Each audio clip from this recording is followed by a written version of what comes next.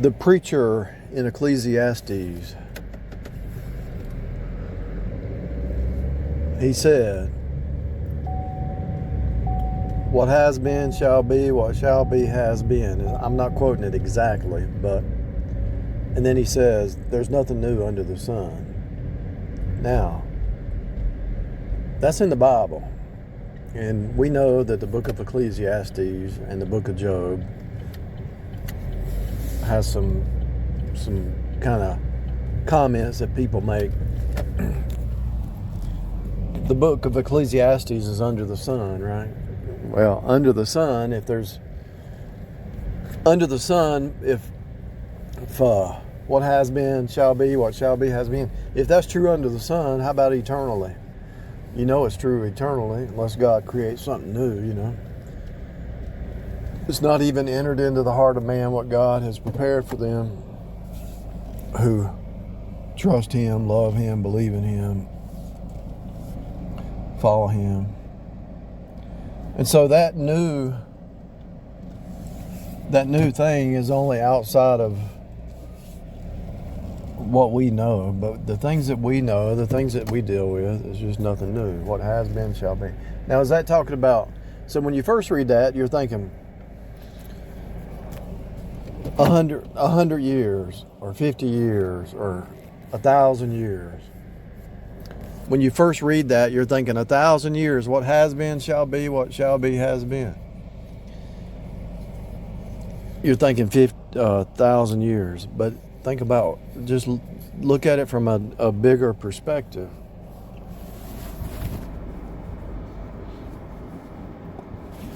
Look at it from a fractal. What has been shall be, yesterday, today. What has been shall be. What shall be has been tomorrow, today, yesterday.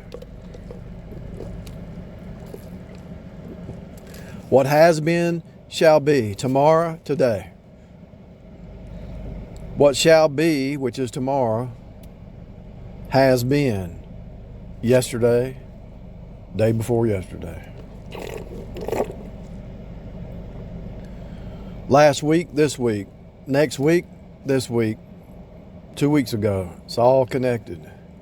The cogs and the pre-cogs and the post-cogs, you know.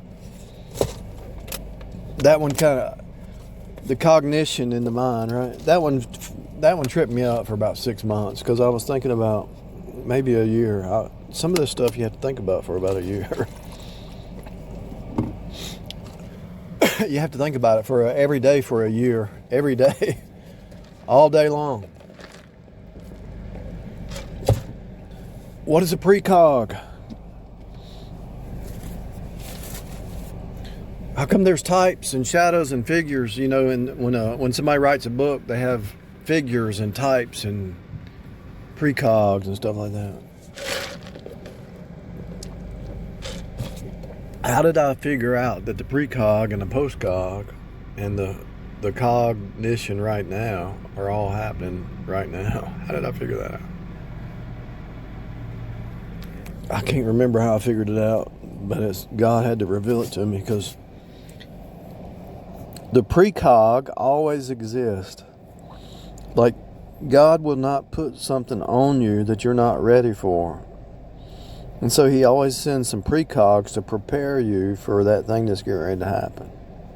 That conversation, that tragedy, that situation, whatever it is, there's always precogs.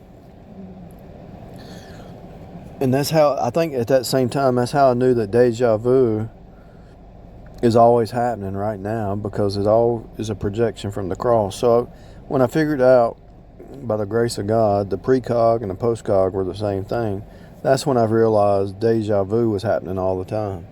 So people say, I experienced deja vu. Well, I experience it every day because the lamb slain before the foundation of the world.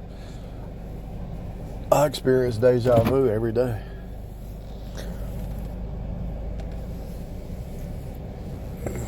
Because it's all the same. I've done this before. I've eaten before. I slept before. I woke up.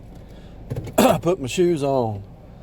I've done this before. I've talked before. I've spoken this word before. Everything is deja vu. You've cried before, you've laughed before, you've been sad before, you've been happy before.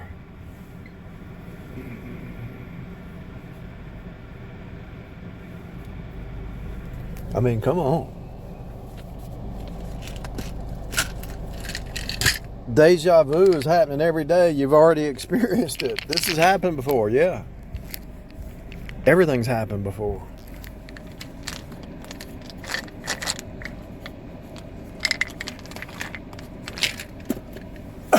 So when I saw that time doesn't exist, I saw the precog and the postcog are the same as the cog, cognition right now. I saw that deja vu is happening all the time.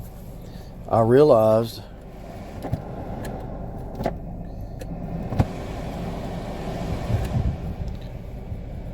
I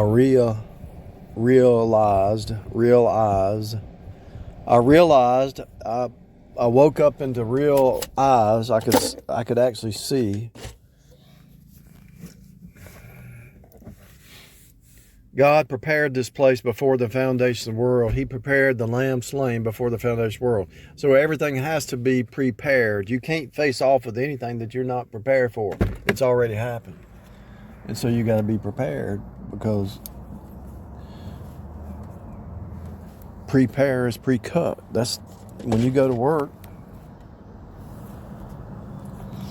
When you go to work, you put your work uniform on, you get your tools, because you're preparing, pre-cutting. So you're preparing or pre-cutting a path to do what you need to do. It's all a preparation. It's already been. And so the only way you can prepare for your job or your whatever the next day, because it's already going to happen. You already know it's going to happen. You already have the precog. The only way you can get ready for work or school or whatever tomorrow, because there's a precog. Just like when they write a book, the great authors are not there. Anytime they write a book, there's always going to be like a precog before something happens. There's always patterns, precogs and patterns. And so once you see that the same stuff happens in your regular life, the movies, the TV shows, the series, it's happening in your life the same way, and you realize somebody wrote it in a script, and you realize the Bible is a book, and so you have to conclude in the long run that you're in a 3D book. You're in a book. And when you really start to have high-level synchronicity by being aware, you see that everything you thought yesterday appears in conversations the next day. Hello? If you pay attention to your thoughts, the same conversations you had in your thoughts appear in 3D. If you really want to see the future, just follow a series. Watch a series every day and you'll see it appears tomorrow. Because it's a mirror image of you. Everything is a mirror image, because it was all about the church. It's all written about the church. These things were written, 1 Corinthians 10 or 2 Corinthians 10, these things were written for your admonition. So everything they went through prior to you being born in this place, they went through, you're going through. Yes, I'm a dispensationalist, but at the same time, I can be a dispensationalist because knowing this is a church age. But what the saints of old went through, you're going through too. The persecution, all the stuff that they went through, you're going through. Did they have the revelation of the church age? Maybe some of them did, but most they didn't. Mostly they didn't until it appeared, because the devil didn't even know. And so, King of Tyre, you could solve all mysteries. I don't even think the devil saw the church age coming. And so we know he didn't see the cross, that it's faith alone, because he wouldn't have. That's why he persecuted. Anytime they thought the Messiah was showing up, they would persecute him, Anyway, that's enough. What has been shall be. What shall be has been. Read it, find it in Ecclesiastes. I'm not quoting it exact, but that's what it's saying. And think about it not only moment by moment, day by day, year by year, cycle by cycle, 1,000 years, whatever. It just keeps repeating. And so then if everything is the now, Tomorrow is going to be the now, so what you think about today will appear tomorrow, because every day is the same, the now. It's really that easy. It's really that simple. They don't want you to know this, because they want to put witchcraft on you, to put you in fear of tomorrow. Are you in fear today? No. Why are you going to fear tomorrow? You see?